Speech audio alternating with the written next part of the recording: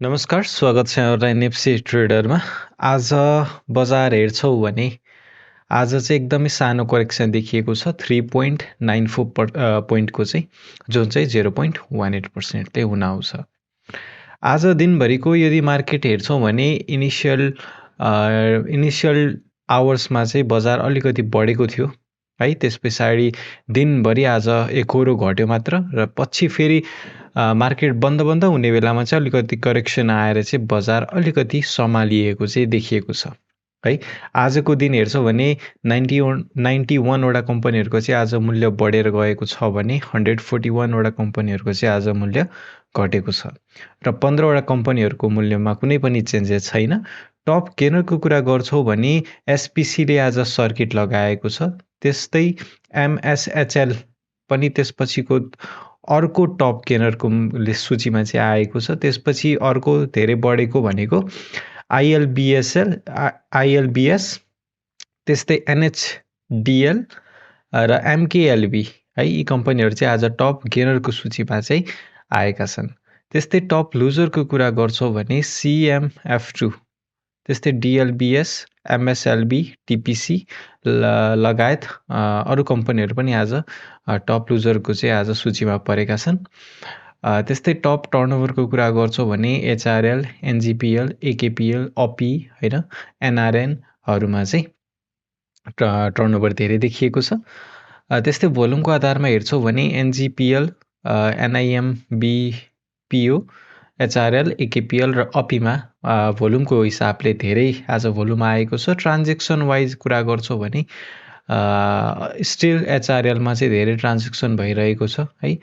सबसे पहिलो एचआरएलको हेर्छौँ भने 15,000 झन्डै 16,000 ट्रान्जेक्सन भएको छ भने सोना त्यसपछिको दोस्रो ठुलो कुरा गर्छौँ भने जम्मा 3,000 भएको छ भनेपछि अझै पनि एचआरएलमा चाहिँ अझै पनि हाई सप्लाई आउने चाहिँ चान्सेस भएको कारणले गर्दाखेरि चाहिँ तपाईँहरूसँग छ भने अहिले प्रफिट बुक गरेर स्टेबल हुन दिनुहोस् है। सबै त्यसपछि बल्ल अनि यो जुन ट्रान्जेक्सन, नम्बर अफ ट्रान्जेक्सन होइन, नम्बर अफ भोल्युमहरू चाहिँ कम हुँदै जान्छ, त्यसपछि बल्ल हामी चाहिँ लङ टर्मको लागि बाई गर्ने बारे सोच्न सक्छौँ है त।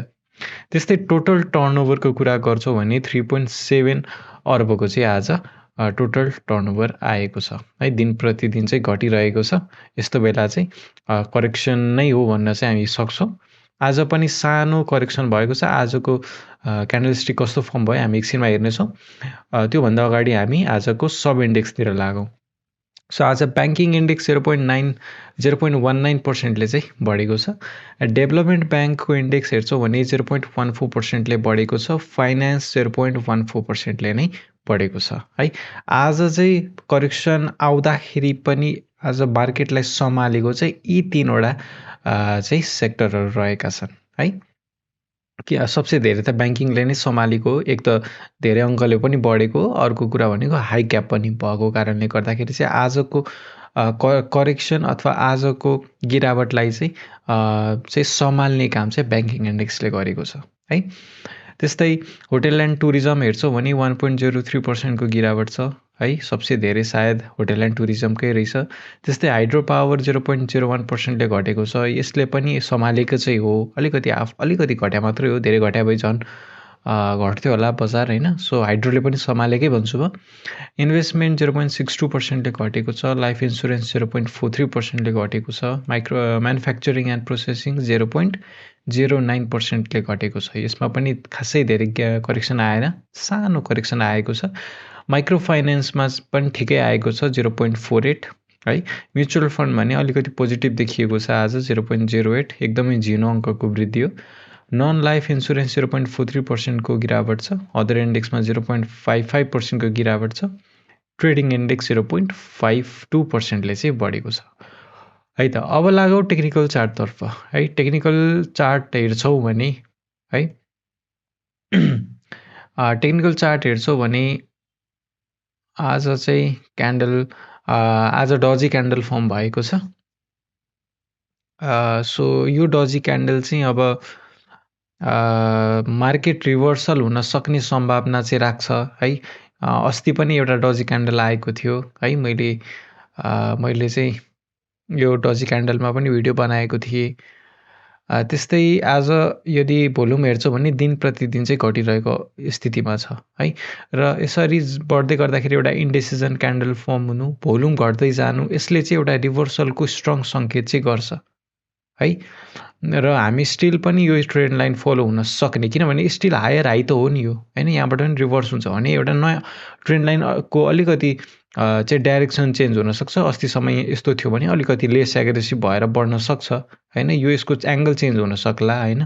तर स्टिल के भयो भन्दाखेरि यो पोइन्टभन्दा यो हायर आयो र यो पोइन्टभन्दा यो हायर आयो भनेपछि यसरी हायर हाई बनाउन्जेलसम्म चाहिँ हामी पोजिटिभ नै हुन सक्छौँ।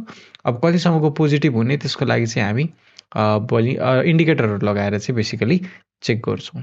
सो पहिलो इन्डिकेटर मैले लगाउन चाहेँ आरएसआई।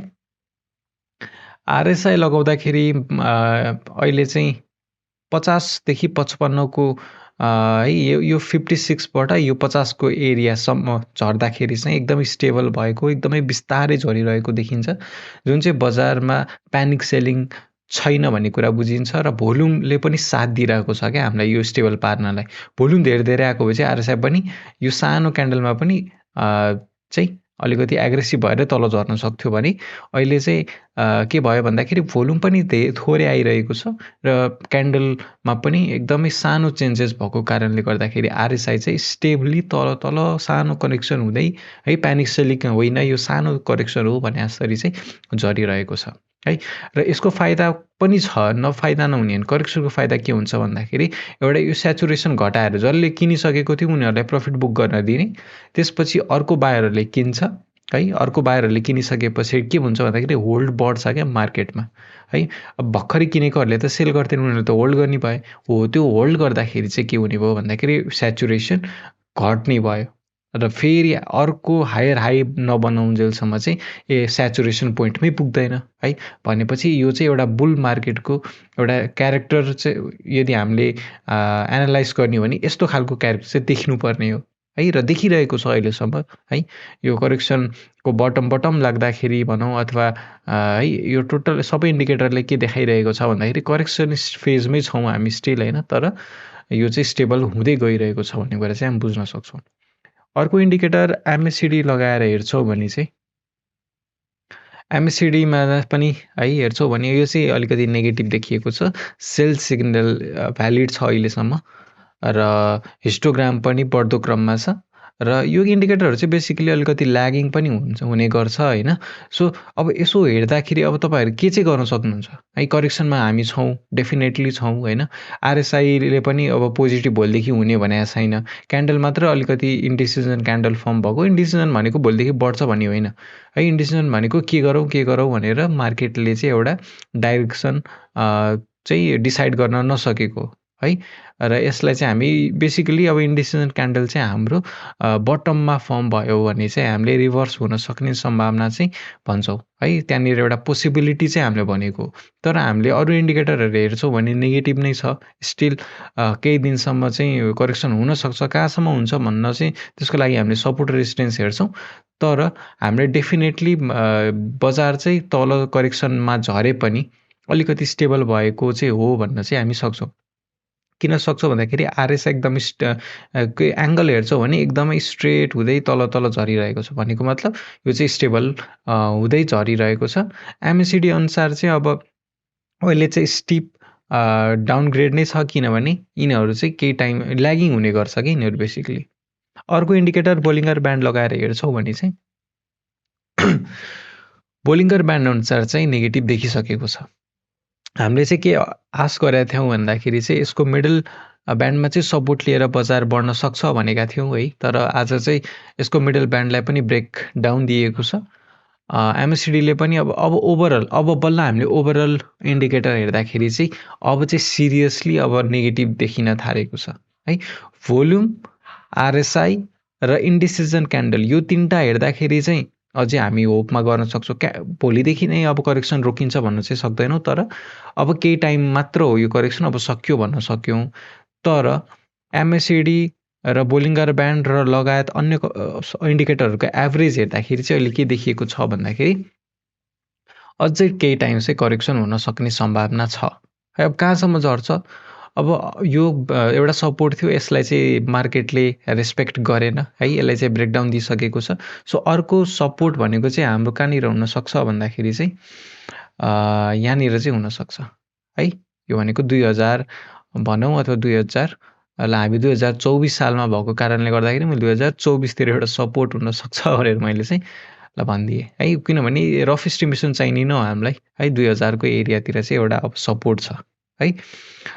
अब अब के गर्ने त है, तपाईँहरूले यहाँ माथि बुकिङ गरिसक्नु भएको छ प्रफिट भने ओके है।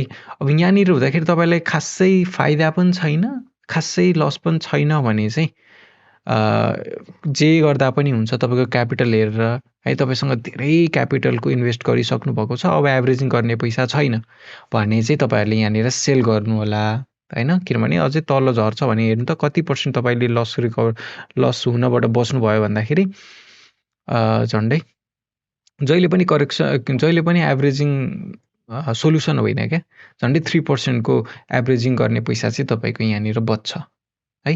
त्यो केसमा चाहिँ तपाईँहरू यहाँनिर के गर्न सक्नुहुन्छ, यो चाहिँ नेप्से ओभरअलको पो 3% त है, तपाईँको स्पेसिफिक स्टकको त 6% 7% होइन। अब सेक्टर हेरी होइन, कुनैको लेस देन 3% हुनसक्छ, कुनैको होइन हो। त्यसरी जुन भोलाटाइल सेक्टरमा तपाईँले इन्भेस्ट गर्नुभएको छ है, त्यसमा डेफिनेटली तपाईँले यहाँनिर 3% को इक्विभ्यालेन्ट कति हुन्छ भन्दाखेरि लगभग 10% जति एज्युम गर्न सक्नुहुन्छ है। अब मैले भन्न के खोजेको भन्दाखेरि चाहिँ अब तपाईँसँग फुल पैसा तपाईँले इन्भेस्ट गरिसक्नु भएको छ भने चाहिँ स्टप लस गर्नु यहाँनिर है, र तल आएपछि फेरि किनौला होइन। र यदि तपाईँसँग छ एभरेजिङ गर्ने स्टिल पैसा छ, तपाईँले त्यो यत्तिकै बढिरहेको बेलामा होइन तपाईँले लैलैमा किनिहाल्नु भयो होइन, मन कन्ट्रोल गर्न सक्नु भएको थिएन हो, त्यस्तो केस छ भने चाहिँ तपाईँहरूले के गर्न सक्नुहुन्छ, अब नकिन्नु, अब केही टाइम करेक्सन हुन दिनुहोस्। अब 2000 अथवा 2024-25तिर आएपछि हामी फेरि एभरेजिङ गर्नेछौँ। तर नयाँ बायर तपाईँ हुनुहुन्छ, नयाँ बाइङको लागि सोच्दै हुनुहुन्छ भने त डेफिनेटली अब करेक्सन भनेको चाहिँ गुड न्युज नै हो। तपाईँहरूले लोवर प्राइसमा अझै किन्ने सम्भावना छ भनेर चाहिँ हामीले टोटल इन्डिकेटरबाट हेर्न सक्छौँ। अब अरू टेक्निकल एनालिसिस्टहरूलाई हेर्नुभयो भने उहाँहरूले अब अझै करेक्सन हुनसक्छ भन्ने कुरै भनिदिँदैन क्या, भोलिदेखि बढ्छ, पर्सिदेखि बढ्छ नबेच्नु किन्नु भन्छ। सो त्यो हुँदा चाहिँ राम्रै कुरा हो, मार्केटमा एक्जिट नगर्नु है भनेको हो त्यो चाहिँ। तर यो भन्दैमा चाहिँ घाटो खानु भनेको भन्नु भएन नि त। हामी यहाँनिर किन्न र बेच्न दुइटैको लागि बस्यौँ, किन्न मात्रलाई बसे होइन नि त। प्रफिट भएपछि सेल गर्नुपर्छ, प्रफिट लिएर जानुपर्छ होइन। सो अझै तल जाने सम्भावना छ, त्यसपछि नै किन्नु होला भन्न चाहेँ मैले चाहिँ। हस्त आजलाई दिने भिडियो कस्तो लाग्यो, मन परेमा लाइक गरिदिनु होला। यस्तै सरसुझावहरू सुन्न चाहनुहुन्छ भने चाहिँ भिडियोलाई सब्सक्राइब गर्नु होला। म रेगुलर चाहिँ यस्तो भिडियोहरू टेक्निकल एनालिसिसहरू चाहिँ बनाउने गर्छु र आफ्नो ओपिनियन पनि आफ्नो विचारहरू पनि तपाईँहरूको माझमा चाहिँ राख्न चाहन्छु है, राखिरहेको हुन्छु। सो सब्सक्राइब गर्न चाहिँ नबिर्सिदिनु होला। यो गर्नुभयो भने मोटिभेसन पनि पाइन्छ र यो भिडियो मन परेमा चाहिँ लाइक डेफिनेटली गरिदिनु होला है त। हस्त आजलाई दिने, धन्यवाद।